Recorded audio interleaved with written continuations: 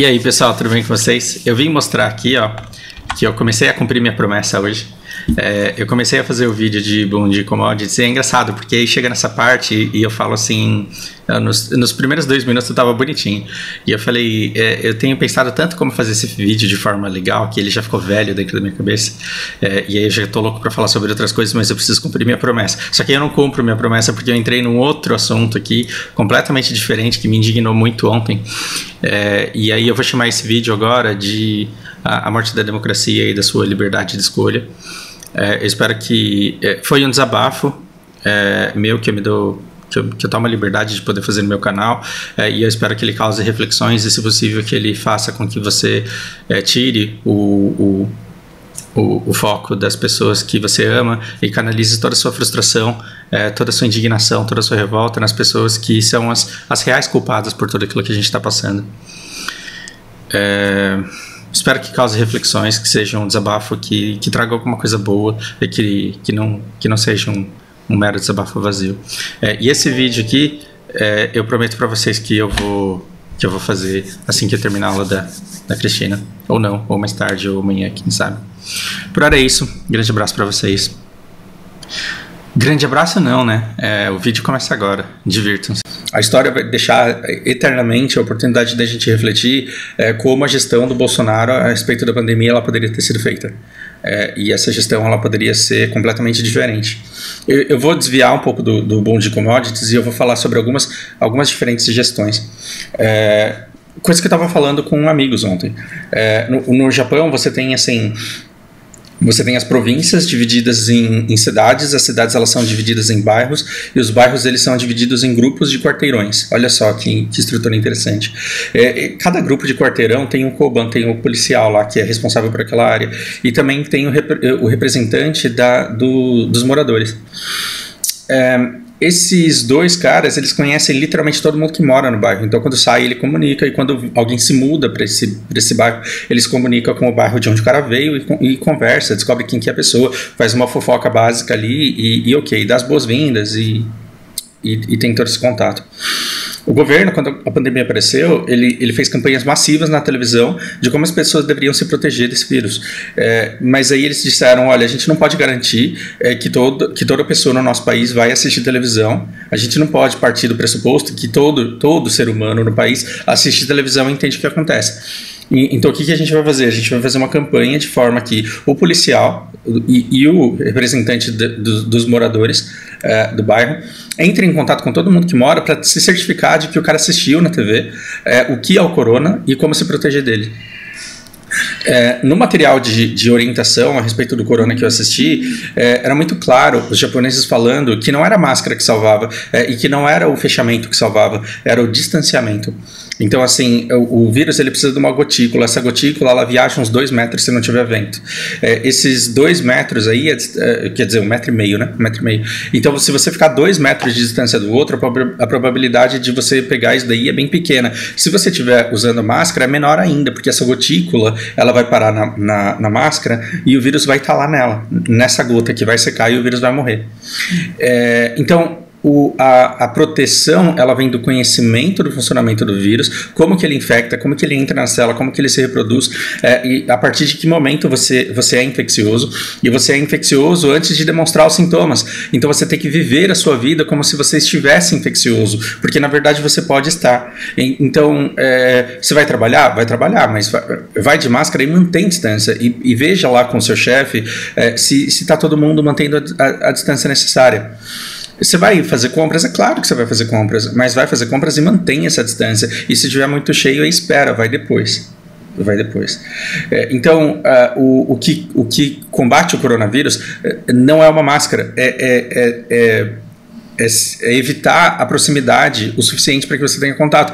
Então, o Japão ele foi muitas vezes usado pelos negacionistas dizendo, olha um monte de japonês no parque. Por quê?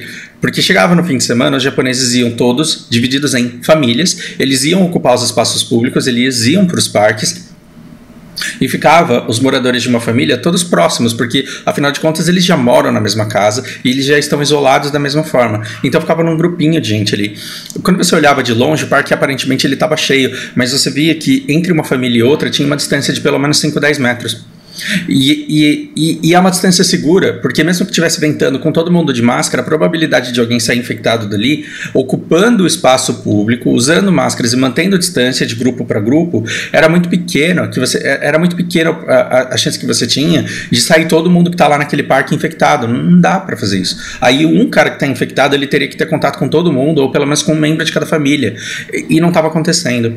A população, tendo conhecimento de como funciona o vírus, ela se protege. O que acontece? Ela mantém a distância necessária, e quando uma família começa a se aproximar muito de outra família, todas elas levantam e falam: Abunai Yotikaseira. Fala assim, tá perigoso aí, tá perto demais. Então, a população, ela se protege, e ela se protege com conhecimento. Esse conhecimento, ele foi negado à população por essa gestão genocida aí.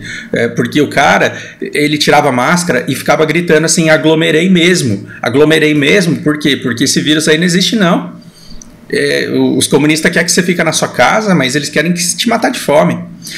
Então, você tinha inúmeras outras formas de se lidar com essa pandemia, e essa vacina poderia demorar 3 anos, mas demorou um só. Demorou um só. E a vacina já está aí, a gente está muito perto, a gente está morrendo na praia. A gente está morrendo na praia porque a gente ficou no final da fila, e não tem problema a gente ficar no final da fila do mundo. Alguém tem que ser o último, ok. Eu estou ok com isso. Só que o mundo, ele vai se vacinar, a produção, ela vai continuar intensa, a gente vai conseguir comprar a vacina, quiçá até mais barato, por ser o último da fila. A gente vai ter um poder de negociação maior aí, tô falando merda, porque as compras, elas já estão acontecendo agora. Mas a gente não vai chegar vivo até lá. Quer dizer, a gente vai chegar com muito mais mortos do que poderia, sendo que muita gente morreu sem precisar morrer. Morreu porque achava que estava tudo bem, e achava que ela defendia o Brasil, a liberdade, ela era patriota quando ela tirava a máscara e aglomerava. Esse é o resultado de uma administração genocida. Aí você fica odiando seu tio, que contaminou a família inteira, quando na verdade o seu tio é a vítima, ele não é o mau caráter, ele não é o demônio, ele não é o assassino. Eu desviei completamente o assunto e eu não vou mais poder chamar esse vídeo de Boom de Commodities, mas é uma coisa que eu precisava tirar do meu peito. Eu vou criar uma situação hipotética aqui. Eu vou criar uma situação hipotética que eu criei numa conversa que eu tive ontem. Se eu tenho Imagina que a minha irmã, ela surtou agora, ela acabou de surtar, e eu não tenho essa vivência de 15 anos com esquizofrenia. Eu não conheci esquizofrenia, estou descobrindo agora o que é isso. E aí o meu pai, ele não tem maturidade, ele não é médico, e ele não sabe como lidar com essa situação. E ele vai em 15 psiquiatras, e todos eles falam que a doença da minha irmã não tem cura e que ela vai ter que tomar remédio pro resto da vida. E a gente tá fudido, a gente tem um orçamento de 5 mil reais aqui dentro de casa, e tem que pagar aluguel, e tem que pagar plano de saúde, tem que pagar boleto, e tem que pagar um monte de coisa. Inconformado com os 15 psiquiatras que falam que a doença não tem cura, o que ele faz? Ele vai na igreja do Bispo Azedo. Chega na igreja do Bispo Azedo, o que ele fala? Eu tenho a cura, eu vou curar, basta ter fé e ter fé suficiente para fazer sacrifícios. E aí o meu pai lá, meu suposto pai dessa história que eu estou criando agora, ele vai e dá todo o orçamento da família, 5 mil reais, de tanta fé que ele tem que minha irmã vai ser curada. Aí ele volta para casa. A gente não tem dinheiro para comida, não tem dinheiro para aluguel, não tem dinheiro para o remédio, não tem dinheiro para o plano da saúde. Minha irmã sem remédio surta, começa a quebrar coisa dentro de casa. A gente fica sem computador, sem televisão, a gente fica sem louças na cozinha. E o meu pai desolado, o que ele fala? Ele fala: isso foi falta de fé da sua parte. E ele me acusa de falta de fé, porque se eu acreditasse, aí Deus curava, mas como eu não acreditei, Deus não curou. E ele, desolado, sem saber o que fazer, ele vai para a igreja. Aí ele vai para a igreja, o que ele escuta? O mesmo discurso, aquele discurso hipnotizante que depende de estímulos para manter as pessoas hipnotizadas. Não à toa, a igreja foi, através de lobby, através de lobistas, a igreja foi denominada serviço essencial. Quando que ela é essencial? Ela é essencial porque se você parar de dar estímulos, você perde o efeito hipnótico, as pessoas perdem a fé e percebem que elas estão acreditando numa coisa que não faz o menor sentido. Não estou falando da sua religião, estou falando das falsas. Aí o meu pai, ele volta lá pro Bispo Azedo e fala: mas ela não curou. E aí o Azedo, ele fala assim: é porque não teve fé suficiente, alguém da sua família não acreditou o suficiente, você tem que ter mais fé. O que meu pai faz? Meu pai hipotético dessa história que eu criei agora, ele pega dinheiro emprestado com a agiota, ele pega mais 5 mil reais e faz outra dádiva, outra oferenda. Por quê? Porque ele acredita que a cura. Então, assim, o dia que eu me ver completamente na merda, com a conta de luz cortada, com a conta de sem gás de cozinha, sem comida, sem condições de viver com o mínimo de dignidade, eu posso odiar o meu pai? Se você consegue entender que meu pai é burro sim, ele é estúpido sim, mas ele é uma vítima do Bispo Azedo, se você consegue entender isso, então você não tem desculpas para odiar o seu tio que contaminou a sua tia, que contaminou seu sobrinho. Por quê? Porque você está lidando com vítimas de um discurso mau caráter e genocida. Você não está lidando com a pessoa mau caráter que quis matar. Eu posso odiar o meu pai dizendo que ele quis intencionalmente matar a filha e o filho de fome? Não, não posso dizer isso. Ele queria o bem da família. As pessoas que estão tirando a máscara e estão falando aglomerei mesmo, essas pessoas são vítimas desse discurso e não são elas as pessoas a serem odiadas. Eu assisti ontem uma palestra muito foda. Quer dizer, não foi uma palestra. Procurem uma conversa que o cara do Facebook lá, o Zuckerberg, ele fez entrevistando Yuval Harari. Eu vou ver se eu deixo o link aqui embaixo depois. Yuval, assim, cada dia que passa eu admiro mais o cara. E ele diz que, assim, pouco importa o que as pessoas querem quando elas não têm capacidade de entender que o que elas querem não é resultado do livre-arbítrio delas, e sim de um intenso trabalho que está sendo feito em sua exposição a redes sociais e aplicativos aí de mensagens, em que ela é constantemente expostas a estímulos que moldam as crenças delas, que vão moldar as decisões que elas tomam. E tem uma parte mais chocante ainda, que ele fala o que fez o mundo decidir pela democracia e não pelo autoritarismo, depois da guerra, foi a vantagem econômica que ela oferecia. Foi o interesse na riqueza que fez com que as pessoas discutissem o quanto a democracia é moralmente superior ao autoritarismo. Por quê? Porque você tinha o mundo muito fragmentado e você não podia ter uma concentração das decisões feitas em Moscou. Por quê? Porque Moscou não entendia a União Soviética inteira. Então, quanto mais você polarizasse essa decisão, quanto mais democrático fosse o povo, quanto mais livre o povo fosse para tomar suas decisões, maior seria a geração de riqueza. Só que agora a tecnologia está avançando tanto, num ponto em que a China, através dos seus mecanismos de pontos de contribuição social e dos seus mecanismos de leitura de expressões faciais, de rosto, ela pode simplesmente ter algoritmos trabalhando para ela na tomada de decisão, e economicamente o autoritarismo ele passa a fazer muito mais sentido do que a democracia. Então vamos acabar com a democracia por interesses econômicos. E aí você fala, não, mas não dá para acabar com a democracia. Não precisa, basta você fazer as pessoas acreditarem que essa democracia ainda existe. Então, olha que engraçado, as pessoas elas estão já discutindo, pensando, se for Lula e Bolsonaro, em quem eu vou votar? Cara, onde é que isso é democrático? A democracia ela não existe porque péssimas opções são colocadas pra gente, a gente tem que decidir entre essas péssimas decisões e depois a gente não consegue influenciar em como esse governo é feito. Tanto que a gente está exposto a um desgoverno e uma falta total de gestão, uma omissão e uma culpabilização total de tudo que está acontecendo. E como é que a gente reage a isso? A gente não consegue intervir, a gente não consegue pressionar o governo em relação às pautas que a gente precisa que sejam levadas adiante. Por quê? Porque nem comunicação entre a gente tem. Porque o controle da informação ele é feito de forma que a gente se polarize e que a gente enxergue o mundo tão polarizado ao ponto de achar que é impossível o debate e o desenvolvimento de pautas a serem exigidas, demandadas daqueles que estão no poder.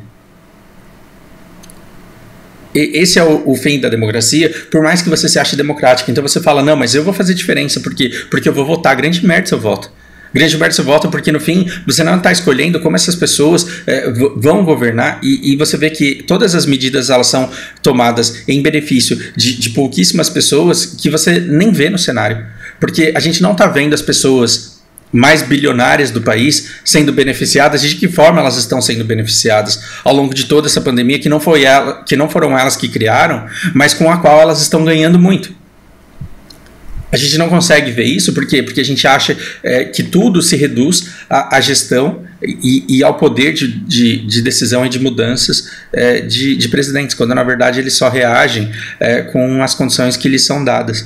E é por isso que esse vídeo que eu vivo prometendo e que sempre vira o próximo, ele é importante e necessário, porque vai aparecer gente falando assim, na época do Lula era diferente, o gás era mais barato, a gasolina era mais barata, e a gente tinha emprego e fazia faculdade. E aí você vai ver que não foram as medidas e a excelência na gestão dele que fizeram as coisas acontecerem necessariamente, e que isso não seria reproduzível hoje. E ao longo da história, ao longo do tempo, com o passar do tempo, a gente vai ver que pequenas medidas feitas de forma diferente pelo Bolsonaro, poderiam salvar dezenas de milhares de vidas. Então, assim, se nós vamos passar de 300 mil mortos, significa que ninguém morreria se nós tivéssemos uma gestão decente, feita da maneira correta? Não, não significa. Mas não morreria tanta gente, morreria muito menos. Morreria muito menos. A coisa ela tá tão desgovernada que as pessoas elas estão começando a dizer que lockdown não funciona. Não é que lockdown não funciona, é que o lockdown nunca existiu. O que a gente sempre teve foi um fake disso, porque você não deixa as crianças irem para a escola, você não deixa as pessoas irem para o trabalho, mas você não dá aquelas políticas de conscientização que deveriam vir junto com todo esse acontecimento e que simplesmente não aconteceram. Como que você faz as pessoas ficarem em casa acreditando que elas não precisariam estar? Como que o mesmo discurso que fala, o mesmo governo que fala para você ficar em casa, fica dizendo para você o tempo inteiro que você não deveria estar e que se você fosse para fora tá tudo bem. Aí você não vai trabalhar, mas você vai para festa. E você vai para a festa validado pelo seu presidente, validado pelas pessoas em que você acredita, validado por aqueles meios de comunicação que têm sobre você exatamente o mesmíssimo efeito que uma igreja tem através de todos, uma falsa, não a sua, através de todos aqueles estímulos que fazem com que você saiba que o capiroto, o demônio, o mal está te cercando o tempo inteiro e que se você não ajudar Deus, o mal vai prevalecer. Então ele precisa muito da sua fé e ele precisa muito do seu sacrifício. Perceba que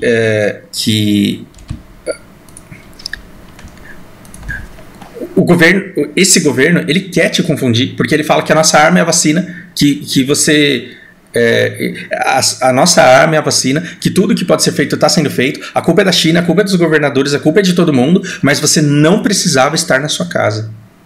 E aí a pessoa que escuta isso, ela entende que ela está sendo feita de trouxa o tempo inteiro e que as dificuldades que ela está passando dentro da casa dela devem ser atribuídas a esse mal que está mentindo para ela, porque o presidente está tentando falar a verdade. Então você tira a responsabilidade dele porque você acha que ele é o último ser humano a ser culpado por todos os perrengues que você está passando na sua casa. Da mesma forma que você olha para o bispo Azedo e você fala assim, esse homem é o último culpado pela fome que eu tenho, de não ter comida em casa, de não ter luz na minha casa, de não ter gás na minha casa, porque todo o dinheiro que eu tinha eu dei para o Senhor, para que através da minha fé a minha filha seja curada. Vai tomar no cu essa retórica. E ela é aplicada o tempo inteiro. Antes era só pela igreja, agora o governo está fazendo isso com você. Antes a igreja fazia isso para te empobrecer, mas pelo menos ela te devolvia a fé, a esperança, uma coisa que fazia você conseguir acordar todo dia e seguir em frente. Agora o governo, ele faz você acordar e se expor ao risco. E aí você se expõe ao risco, e aí a filha da minha aluna cai, mete a testa no granito, precisa ser levada às pressas ao hospital, e cadê o cirurgião plástico, cadê o médico que vai ver se ela teve algum tipo de traumatismo? Então, não consegue atendê-la durante muito tempo, porque o hospital está cheio de gente que pegou o Covid, achando que jamais pegaria. Onde é que a gente vive sob uma democracia? A democracia morreu faz tempo.